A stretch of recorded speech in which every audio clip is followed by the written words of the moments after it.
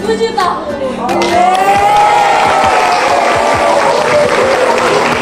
Dalam rangka merayakan ulang tahunnya, kita akan membawakan presentasi tentang ruang lingkup akuntansi. Sebelum itu, mari kita nyanyi bersama-sama Happy Birthday to you. Happy birthday to you. Happy birthday to you. Happy birthday, happy birthday, happy birthday to you. Sebelum itu, kita akan memperkenalkan anggota dari kelompok kami dari kelompok 1. Perkenalkan, nama saya Lady Aurelia Tumenggung. Perkenalkan, nama saya Marisa Desi. Perkenalkan, nama saya Jaya Samuel. Perkenalkan, nama saya Gusti Kadek Yogandika. Perkenalkan, nama saya Sri Palempu. Perkenalkan, nama saya Gabriela Bubala. Perkenalkan, nama saya Arthur Panji. Perkenalkan, nama saya Desi Victoria. Kita masuk pada materi yang pertama, yaitu pengertian akuntansi. Oke, kita masuk pada materi pertama, yaitu pengertian dari akuntansi. Nah, akuntansi itu sendiri ialah aktivitas jasa dengan fungsinya yaitu menyediakan informasi kuantitatif, terutama yang bersifat keuangan, mengenai satuan-satuan ekonomi dan dimaksudkan untuk dipergunakan dalam pengambilan keputusan ekonomi, yaitu dalam menetapkan pilihan yang tepat di antara beberapa alternatif tindakan. Nah, selanjutnya kita masuk pada kegiatan-kegiatan dari akuntansi itu. Kegiatan-kegiatan dari akuntansi terdiri dari 3 bagian. Yang pertama itu mengidentifikasi dan pengukuran data yang relevan untuk suatu pengambilan keputusan. Selanjutnya, yang kedua itu perolehan data yang bersangkutan, kemudian pelaporan informasi yang dihasilkan. Selanjutnya, yang ketiga itu komunikasian informasi kepada pemakai laporan.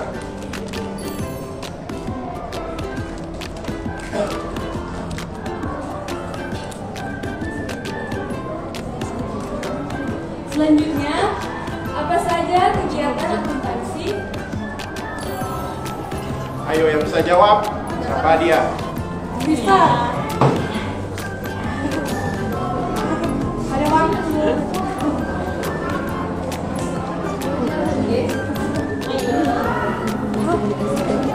Guys, jadi yang bisa menjawab pertanyaan ini akan mendapatkan hadiah.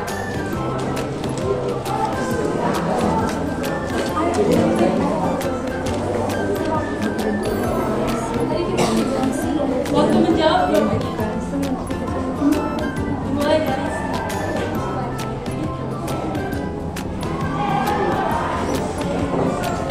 Ayo, siapa? Kita jawab. Silakan kepada Indira Sugita. Kita jawab. Jadi kegiatan akuntansi itu ada 5. Yang pertama itu mengidentifikasi, menganalisis, mencatat, dan menyusun laporan.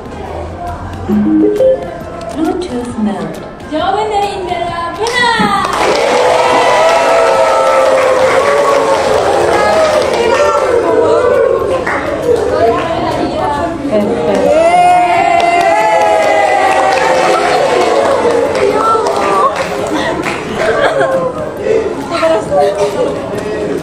Kita lanjut pada materi kesamaan dasar akuntansi. Penerimaan pasti bukan. Kita masuk dalam materi selanjutnya, yaitu persamaan dasar akuntansi. Persamaan dasar akuntansi adalah perhitungan yang dapat memproyeksikan kekayaan, utang, dan modal yang dimiliki oleh suatu perusahaan. Prinsip persamaan dasar akuntansi secara matematis menghubungkan antara harta perusahaan dengan utang serta modal. Bagian harta atau aset perusahaan termasuk dalam bagian aktiva, sedangkan hutang dan modal masuk dalam bagian pasifa. Kita masuk dalam rumusan persamaan dasar akuntansi. Kekayaan yang dimiliki oleh suatu organisasi bisnis disebut aset, harta, atau aktiva, sedangkan hak atau klaim terhadap kekayaan tersebut disebut equity atau pasifa. Persamaan tersebut dapat dirumuskan sebagai berikut. Aset sama dengan equity. Hak atau klaim terhadap aktiva tersebut dapat dikelompokkan menjadi dua macam, yaitu haknya kreditor dan haknya pemilik. Hak dari kreditor disebut utang, liabilities, dan hak dari pemilik disebut modal, kapital atau owner equities. Dengan demikian, pengembangan dari persamaan tersebut menjadi sebagai berikut. Aset sama dengan liabilities tambah equities. Dalam persamaan akuntansi, biasanya penyajian liability selalu mendahului kapital kreditor perusahaan dari pemilik perusahaan itu sendiri. Seandainya perusahaan likuidasi atau dibubarkan, dengan demikian hak pemilik terhadap aset perusahaan dapat dirumuskan dalam persamaan berikut. Equities sama dengan aset kurang liability. Seandainya pada awal pendirian perusahaan pemiliknya menyetor uang tunai atau benda lainnya senilai 5 juta rupiah untuk modal awal usahanya tanpa ada utang, maka persamaannya adalah aset sama dengan equity. Jadi 5 juta sama dengan 5 juta. Jika pemilik menambah modal 2.500.000 rupiah dari utang, maka persamaannya yang menjadi aset sama dengan liabilities tambah equity. Jadi 7.500.000 sama dengan 2.500.000 tambah 5 juta.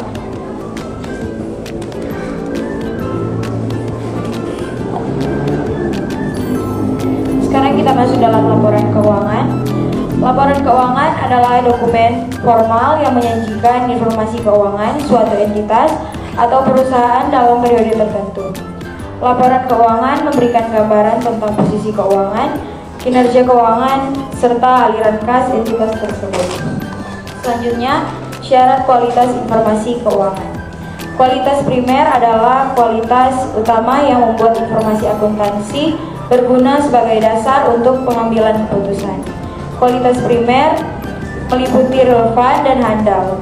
Yang pertama, relevan berarti bahwa laporan keuangan atau informasi akuntansi yang disusun oleh suatu perusahaan memiliki hubungan langsung dengan pengambilan keputusan. Yang kedua, handal berarti bahwa informasi tersebut dapat dipercaya karena cukup terbebas dari kesalahan dan penyimpangan di dalam penyajiannya.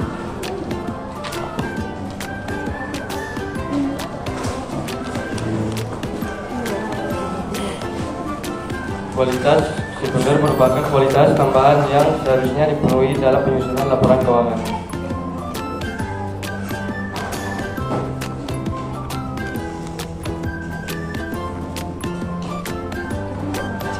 Kita masuk pada pertanyaan. Pertanyaannya, apa itu laporan keuangan?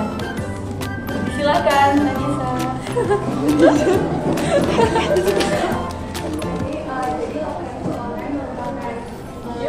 Formal yang berisikan mengenai informasi keuangan suatu entitas atau suatu perusahaan dalam periode tertentu. Laporan keuangan biasanya terdiri atas dua jenis, yakni neraca, laporan laba rugi, laporan perubahan modal, laporan arus kas, dan Kita beri tepuk tangan untuk Vanessa.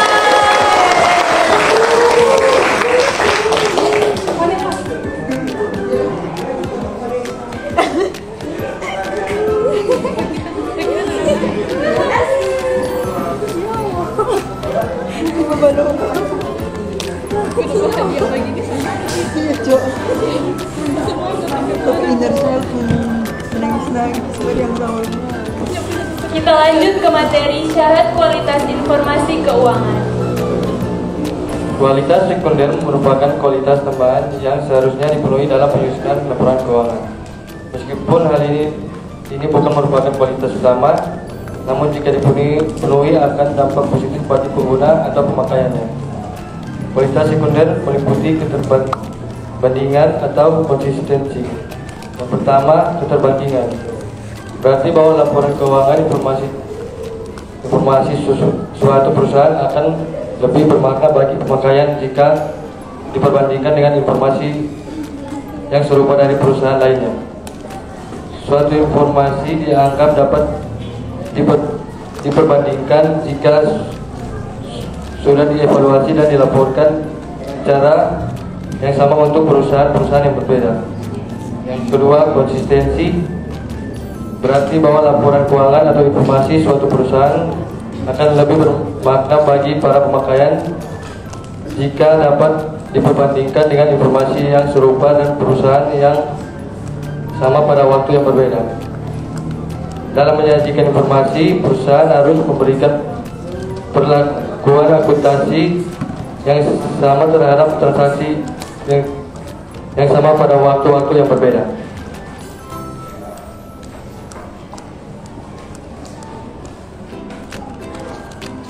Oke, kita lanjut dalam materi berikutnya, yaitu komponen laporan keuangan. Nah, seperti yang kita ketahui bersama, komponen laporan keuangan terdiri atas 5, yaitu laporan laba rugi, laporan perubahan ekuitas, neraca, laporan arus kas, dan catatan atas laporan keuangan. Nah, kita akan bahas yang pertama, yaitu laporan laba rugi. Laporan laba rugi adalah laporan tentang kinerja keuangan suatu perusahaan yang melibatkan unsur pendapatan atau revenue dan unsur biaya atau expense. Nah, kita masuk pada contoh yang terjadi dalam Salon Sekar Kadaton selama periode Januari 2011. Salon Sekar Kadaton, laporan laba rugi untuk periode yang berakhir pada 31 Januari 2011. Yang pertama ada pendapatan sendiri, yaitu pendapatan salon sebesar 10 juta rupiah, dan yang kedua beban usaha. Beban yang pertama yaitu beban gedung sebesar 10 juta rupiah, biaya gaji pegawai sebesar 1.500.000 rupiah, biaya listrik sebesar 750.000 rupiah, biaya bunga sebesar 750.000 rupiah, sehingga jumlah beban usaha menjadi 13 juta rupiah. Pendapatan dikurang beban menghasilkan laba atau rugi bersih. Dalam kasus ini, perusahaan mendapatkan rugi bersih sebesar 3 juta rupiah. Nah, yang kedua yaitu laporan perubahan ekuitas. Laporan perubahan ekuitas ini sangat penting bagi perusahaan karena laporan ini menyajikan tentang perubahan keuangan suatu perusahaan, dan laporan ini sangat berguna untuk pengambilan keputusan serta pengawasan dalam manajemen perusahaan tersebut. Nah, jika dari contoh persamaan dasar akuntansi yang tadi sudah dibacakan, kita akan buat laporan perubahan ekuitas, maka yang diperoleh hasilnya sebagai berikut. Salon Sekar Kadaton, laporan perubahan modal untuk periode yang berakhir pada 31 Januari 2011. Modal awal per 1 Januari 2011 sebesar 100 juta rupiah, rugi bersih bulan Januari sebesar 3 juta rupiah, dan pengambilan prepay sebesar 1 juta rupiah, sehingga pengurangan modal menjadi 4 juta rupiah. Modal awal per 1 Januari 2011 dikurangi dengan pengurangan modal 4 juta rupiah menghasilkan modal akhir per 31 Januari 2011 sebesar 96 juta rupiah.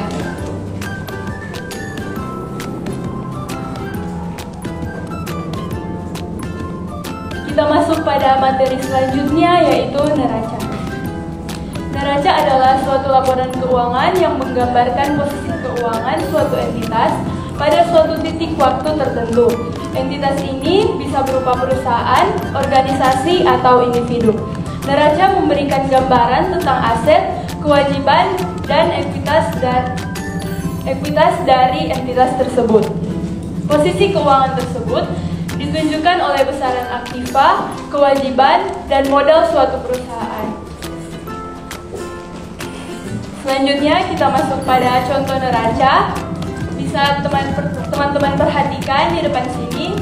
Di bagian atas ini merupakan kepala atau heading. Kepala ini adalah judul neraca yang berisi nama perusahaan, kata neraca, dan tanggal pada neraca. Selanjutnya di bagian bawah sini merupakan batang tubuh dari neraca, dan ini berbentuk vertikal karena dia bentuknya lurus ke bawah. Jadi di sini ada aktiva lancar, kas sebesar 119.500.000, piutang usaha sebesar 1.500.000, perlengkapan atau supply sebesar 20 juta, sehingga jumlah aktiva lancar yaitu 141 juta rupiah. Selanjutnya aktiva tetap, peralatan sebesar 80 juta rupiah, sehingga jumlah aktiva yang diperoleh adalah 221 juta rupiah. Selanjutnya utang lancar, ada utang usaha sebesar 50 juta rupiah, utang wesel sebesar 75 juta rupiah, utang lancar, maka jumlah utang lancar adalah 125 juta rupiah. Selanjutnya di sini ada modal sebesar 96 juta rupiah, maka jumlah pasifa yang dihasilkan adalah 221 juta rupiah.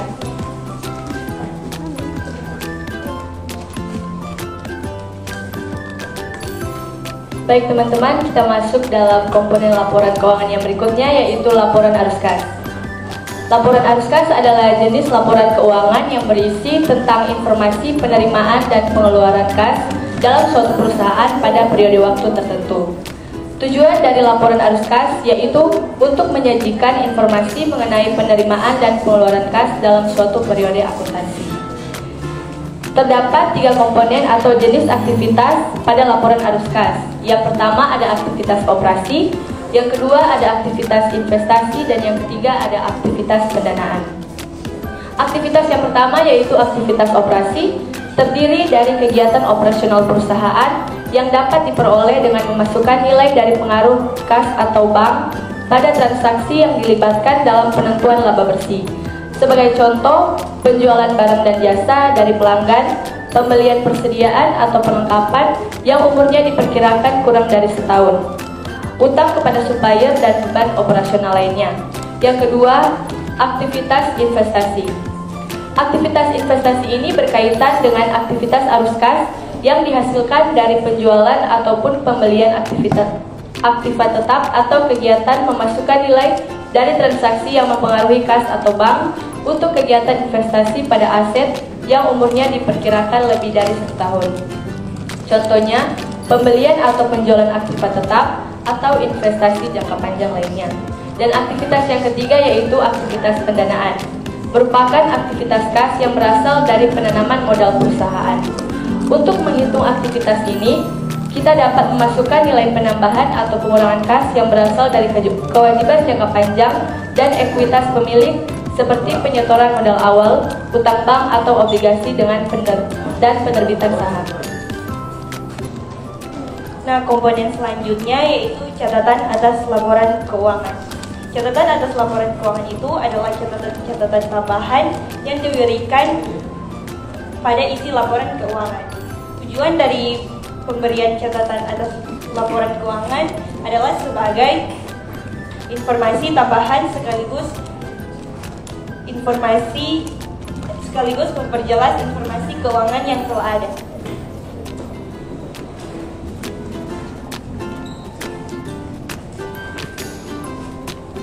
Di sini ada pertanyaan terakhir, jadi buat teman-teman yang menjawab bisa mendapatkan hadiah.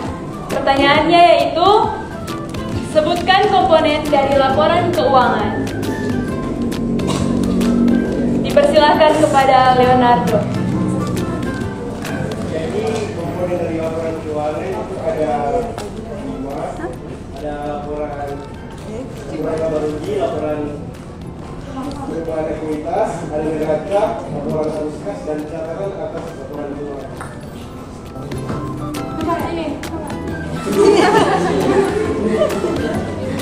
Jawaban dari Leonardo benar.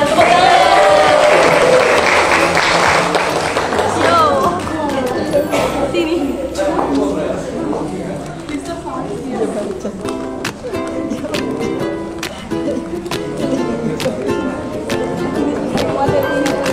tangan. Dia sampai bilang ada 5 juga.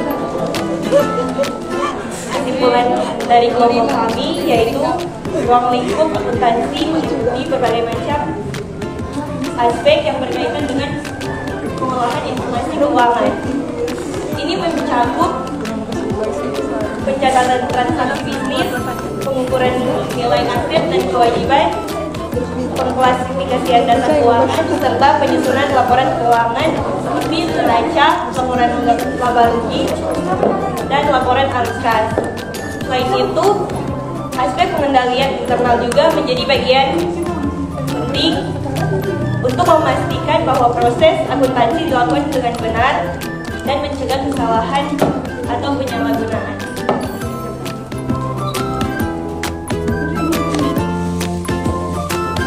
Demikianlah pembawaan materi dari kelompok kami, dan sebelum berakhir kita menyaksikan tiupan lilin dari Messi. Kita menyanyi bersama-sama tiup lilinnya. Tiup lilinnya, tiup lilinnya, tiup lilinnya sekarang juga, sekarang juga, sekarang juga.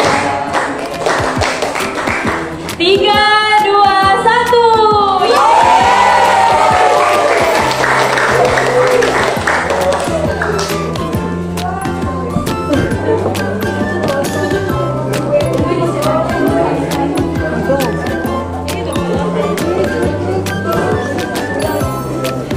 Jadi teman-teman, buat teman-teman sekalian yang sudah mendengar presentasi dari kami, bukan cuma yang dapat jawab pertanyaan yang dapat hadiah, semua pada hadiah.